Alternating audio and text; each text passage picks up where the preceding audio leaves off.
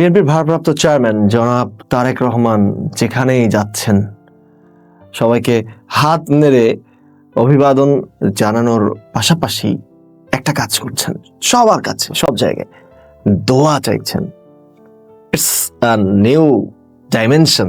আমি মনে করি যে একটা নতুন একটা মাত্রা পেয়েছে তার এই আগমনের পরে। আমি দেখছিলাম তার গাড়ির চারপাশ ঘিরে শুধুমাত্র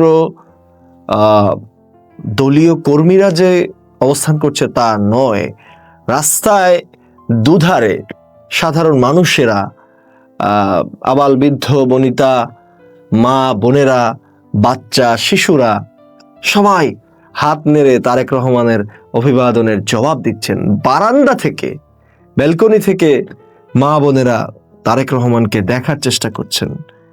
এক অভূতপূর্ব অনুভূতি, এটা চমৎকার, এটা আসলেই দারুণ, এটা আসলেই ভাষায় প্রকাশ করা কঠিন।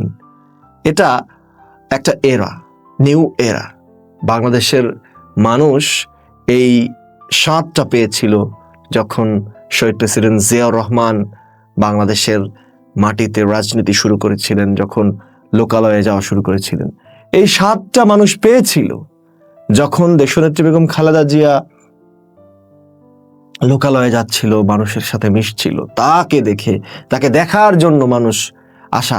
এই যে নেতাকে দেখার জন্য মানুষের আকুল আবেদন নিবেদন, এই যে আবেগ অনুভূতি, এটা সিম্পলি চমৎকার। আর বাংলাদেশের মিডিয়া অত্যুক্তি করছে বলে অনেকে দাবি করছেন, বাট ইন্টারন্যাশনাল মিডিয়া দেখুন, ইন্টারন্যাশনাল মিডিয়াও বলে দিচ্ছেন যে বাংলাদেশের অবশ্যম্ভাবী প্রধানমন্ত্রী জনাব তারেক রহমান, এবং খুব স্বাভাবিকভাবেই মানুষের এই জনস্রোত, মানুষের এই বিস্ফোরণ, মানুষের এই উত্তাল তরঙ্গ বলে দিচ্ছে যে মানুষ রায় ইতিমধ্যেই দিয়ে দিয়েছেন, যে রায়ের প্রতিফলন হবে আগামীর ফেব্রুয়ারির 12 তারিখ, সারাদিন ধানের শীষে ভোট দিন।